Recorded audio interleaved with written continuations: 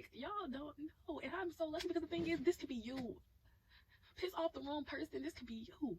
My head, I am not destined. I am not your expectations, no. Hey, what's up, y'all? It's your girl Nana, and I'm back with another video. Today's gonna be a reaction video. If you're new to my channel, welcome. Hello, hello, hello. My name is Nana, and what I like to do is I react to popular and unpopular videos, giving y'all the real, the raw, and I'm giving it naturally, baby. Okay, so if that interests you, please go ahead and subscribe. Okay, subscribe, turn on those post notifications so that you don't miss my next upload. Straight into the video. Today I'm going to be reacting on kind of reviewing the movie Just Mercy. If y'all don't know what that is, it is a movie that just came out I think on the 10th of this month, so it's really new. I'm pretty sure not everybody has seen it yet because it's so new, but let's see. If I keep looking down, y'all, I have notes, so I'm just gonna kind of like try to look at the notes here. Okay, so to say the very least, this movie was intensely emotional and alarmingly accurate when it comes to the representation of the justice system as it is reflected in our society today. Okay, so I know that this video may be a bit triggering because we will be speaking about the criminal justice reform, and that is a topic that is greatly more serious than anything I've ever posted on my channel. I know that I typically post things that are fun and not really talking about anything too serious, but that is what I wanted to do with my channel. You know, I do want to speak about some serious topics. Now, I'm all about having fun, y'all. Enjoy life. We only have one YOLO, but we really do need to pay attention to what's going on in our lives and try to make a difference where we can. So, to get back to Just Mercy, what I hope that making a video about this movie will do is I hope that it will ignite some thought and open a conversation about the wrongful convictions and, you know, how they relate to biased law enforcement and the way that prisons and plantations mirror one another. So let's begin with the description of the video. So I'm just gonna read this. You know, I have my notes, y'all. So if y'all keep seeing me look away, I am looking at my notes because I did not practice. You know, I just laid out my thoughts and now I'm pressing record. So y'all bear with me if I'm not making eye contact. Oh my gosh, y'all, somebody just text me talking about some no holla, girl. So, for those who don't know, this movie is based off of a true story about Walter McMillian, and a black man that was wrongly convicted of murdering an 18-year-old white woman. Okay, so this happened in Alabama, and he was then represented by Bryan Stevenson, who was another black American lawyer who succeeded in bringing to light the fact that the accused was a victim of false testimony, as well as evidence being improperly withheld. Okay, so they was doing a lot of faulty stuff, guys. This man ended up almost dying. He was sentenced to death for something that he did not do. And y'all, when I tell you, now that y'all got that brief summary of what happened, let me just tell you how my reaction was when I first watched it. Let me just dive into what it made me feel, okay? So it honestly saddened me so much to see yet another movie seemingly fueling the divide between black and white people. Seriously, it just made me feel so pissed the fuck off. I was just so mad, y'all. I mean, honestly, it's like I found myself growing angrier and angrier and angrier as the movie progressed, as the plot continued. I mean, with the scenes of the white policemen treating black people as we all have seen them treat them in the news and, you know, in movies. I had to consistently remind myself that it's not all policemen, and especially it's not all white policemen, okay? Like, again, skinfolk and kinfolk ain't always kinfolk. Let's say that. And so just because someone is white, you can't judge people just because they're race. But the thing is, we've seen so much. Our parents have told us so much. You know, our grandparents, if we're lucky to still have them, y'all, this is bottom line all the way out there. If we're lucky to still have them, they have expressed to us their experiences. And if we're lucky enough, we have never had to truly experience, you know, what they've had to experience when it comes to the justice system and policemen and things like that. But maybe we have friends, maybe we have family that have. And y'all, just watching this movie saddened me so much. Like, it really did. But honestly, the most troubling part of it all is that an innocent man had been placed on death row. Seriously. According to the deathpenaltyinfo.org, over 165 people who have been wrongly convicted and sentenced to death in the United States have been exonerated. And 87 of those 165 people were black. Y'all, what the fuck? That is over half. Over 50% of those people that were placed on, those innocent people that were placed on death row were black.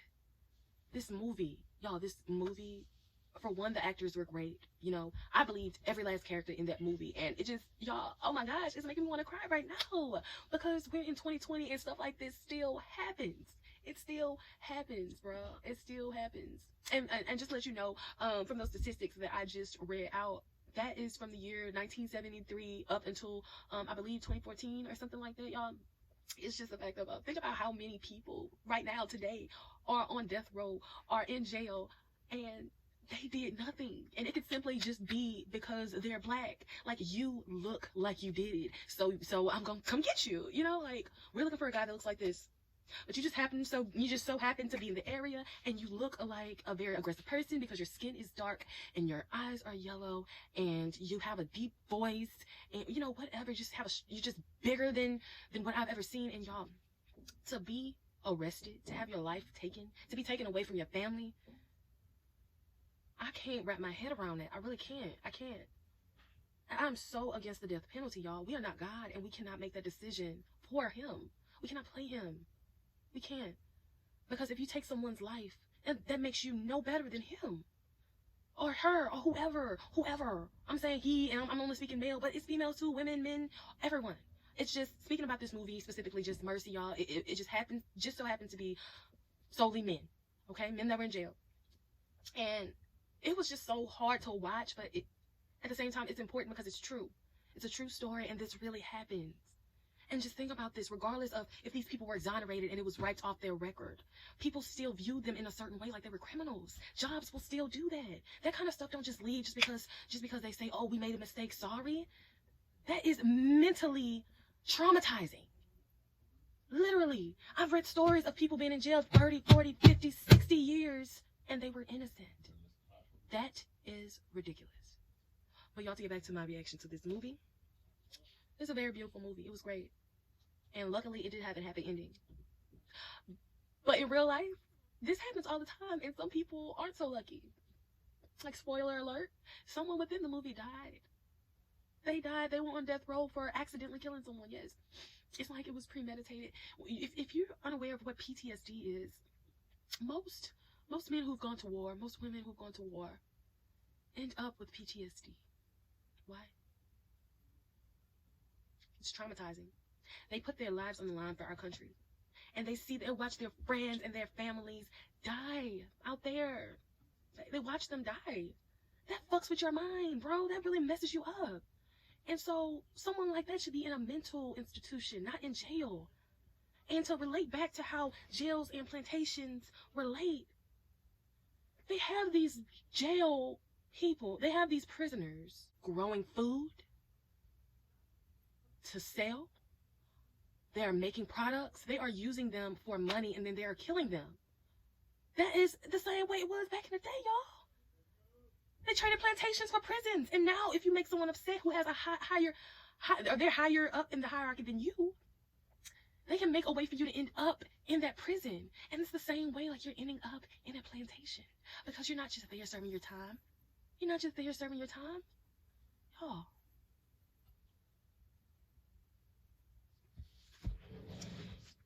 If you haven't watched the movie, I highly recommend you go watch the movie, y'all. It was a great movie, and hopefully this just sparked just a little thought.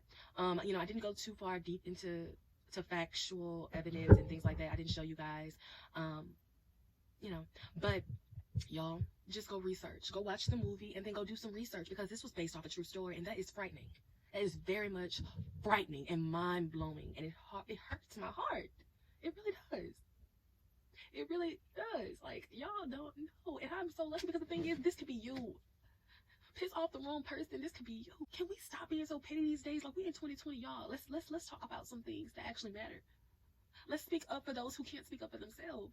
Y'all, let's do better. Let's do better. I hope you enjoyed this video. Please like, share, comment, and subscribe. Again, if you're new to my channel, welcome. And I hope you guys got something from this. I hope you guys go watch Just Mercy, and I hope you take something away from it. Something more than anger, because that is a part of the agenda to keep us all fighting one another. No, we need to look at the system, not just the people, but the system, and who runs the system. Thank you all. I love y'all, and y'all have a blessed day, blessed night, blessed morning. Peace. You gon' scrimmage like you the champion. You might win some, but you just lost one. You might win some, but you just lost one.